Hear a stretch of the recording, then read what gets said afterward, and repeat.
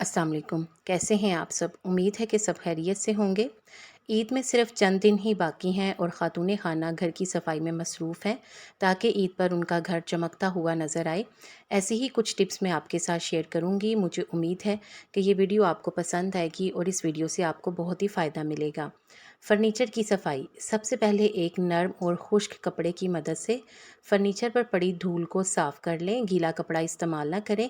फिर इसके बाद ये क्लीनर तैयार करें जिसके लिए आधा कप नीम गर्म पानी लें। उसमें आधा कप सिरका या नींबू का रस, अगर नींबू का रस डालें तो फिर थोड़ा कम भी डाल सकते हैं, और डिश वॉशिंग लिक्विड डालें 1 चाय का चम्मच। इन तमाम चीज़ों को मिला लें। ये फ़र्नीचर की सफाई के लिए बेहतरीन क्लीनर है। अब इससे फ़र्नीचर की सफाई करें, यानी कपड़े को किसी साफ़ कपड़े को इस क्लीनर में भिगोएं, उसको अच्छी तरह से निचोड़ें। फिर पहले इस फ़र्नीचर का एक हिस्सा साफ़ करें और उसको फ़ौरन ही खुश्क कपड़े से खुश्क कर लें और फिर दूसरा हिस्सा साफ़ करें। शीशे के मेज़ की सफाई। नींबू का रस लेकर इसे शीशे की मेज़ की सतह पर अच्छी तरह मलें। फिर पेपर टॉवल से साफ़ और खुश्क कर लें। मेज़ जगमगा उठेगी। कंघियाँ और ब्रश की सफाई। कंघियाँ और ब्रश साफ़ करने के लिए बेकिंग पाउडर या फिर मीठा सोडा ले लें और उसे गर्म पानी में मिलाकर इस महलूल में कंघियाँ और ब्रश धो लें। अगर कंघियाँ ज़्यादा गंदी हों तो आप किसी पुराने टूथब्रश की मदद से रगड़कर साफ़ कर लें। जालों की सफाई के लिए एक नरम चादर का टुकड़ा लेकर नीम गर्म पानी में डुबोएं, इसे डंडे पर लपेट लें। अब एक अखबार पर थोड़ा सा नमक डालें और इस डंडे को इस पर रोल कर लें। फिर इसके बाद इस डंडे को दीवार के चारों तरफ जहाँ जहाँ पर जाले लगे हों वहाँ पर फेर दें। इस अमल से ना सिर्फ जालों की सफाई होगी बल्कि वहाँ पर मौजूद मकड़ी के तमाम अंडे भी ख़त्म हो जाएंगे, क्योंकि नमक मकड़ी के अंडों को ख़त्म कर देता है। तस्वीरों की सफाई। तस्वीर अगर गंदी हो जाए तो इन्हें स्पंज की मदद से नीम गर्म पानी से धो लें, फिर किसी रेशमी कपड़े से साफ़ करें। अगर ऊनी कपड़ा इस्तेमाल किया जाएगा तो इससे तस्वीरें धुंधली हो जाएंगी। बर्तनों को चमकाने के लिए अगर आपके बर्तनों पर बदनुमा दाग लग गए हों तो परेशान होने की ज़रूरत नहीं।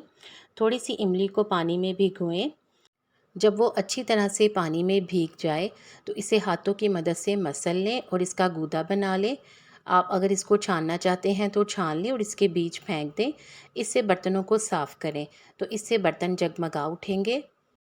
इमली की मदद से धात और प्लास्टिक दोनों किस्म के बर्तनों को साफ़ किया जा सकता है। आईने की सफाई। आईने पर हेयर स्प्रे करने के बाद किसी नरम कपड़े पर ज़रा सी स्प्रिट लगाकर इसकी मदद से आईना साफ़ कर लें। आईना चमक जाएगा और इस पर जो धब्बे होंगे वो भी ख़त्म हो जाएंगे। अगर शीशे की सतह पर हल्की खराशें पड़ गई हों तो टूथपेस्ट का इस्तेमाल करें। शीशे की सतह पर थोड़ी सी टूथपेस्ट अच्छी तरह से मल लें, फिर इसके बाद रगड़कर साफ़ करें तो आपका ये मसला हल हो सकता है। घर का फ़र्श चमकाने के लिए। फ़र्श को चमकाने के लिए पहला काम आपने ये करना है कि आपने एक बाल्टी भरकर पानी ले लें। फिर इसमें नमक डालें तकरीबन 1 कप के बराबर, और इसमें सिरका डालें आधा कप, और साथ ही साथ आप इसमें बर्तन धोने वाला लिक्विड डाल दें। अगर बर्तन धोने वाला लिक्विड आपके पास नहीं है तो थोड़ा सा साबुन मेल्ट करके डाल दें। अब इन तमाम चीज़ों को अच्छी तरह से मिला लें ताकि साबुन भी पानी में खूब अच्छे से हल हो जाए। तमाम चीज़ों को अच्छी तरह से मिक्स करके मलमल के कपड़े से पूरे घर का फ़र्श साफ़ करें। फ़र्श साफ़ हो जाएगा। अगर फ़र्श पर मौजूद दाग धब्बे होंगे तो इनको साफ़ करने के लिए आप टूथपेस्ट का इस्तेमाल भी कर सकते हैं। किसी पुराने ब्रश पर टूथपेस्ट लगाकर जहाँ जहाँ पर निशान हो वहाँ पर फेरें तो वहाँ से निशान गायब हो जाएंगे। गर्मी में पंखे ज़्यादा चलने की वजह से जल्दी गंदे हो जाते हैं। चंद दिन गुजरते हैं तो पंखों की सफाई करना पड़ जाती है। पंखों की सफाई का बेहतरीन तरीका। एक स्प्रे बोतल में पानी भरें और 2 बड़े चमचे सिरका शामिल करें। किसी ऊंची कुर्सी या सीढ़ी पर चढ़कर एक एक करके पंखे के ब्लेड पर जमी गर्त पहले साफ़ कर लें, यानी किसी खुश्क कपड़े से साफ़ कर लें। फिर इसके बाद जो आपने स्प्रे बोतल में स्प्रे तैयार किया है वो पंखे पर जो है वो एक एक करके स्प्रे करें और फिर किसी साफ़ कपड़े से पोंछ लें तो पंखे चमकने लगेंगे। बाथरूम की टाइल्स को साफ़ करने का तरीका।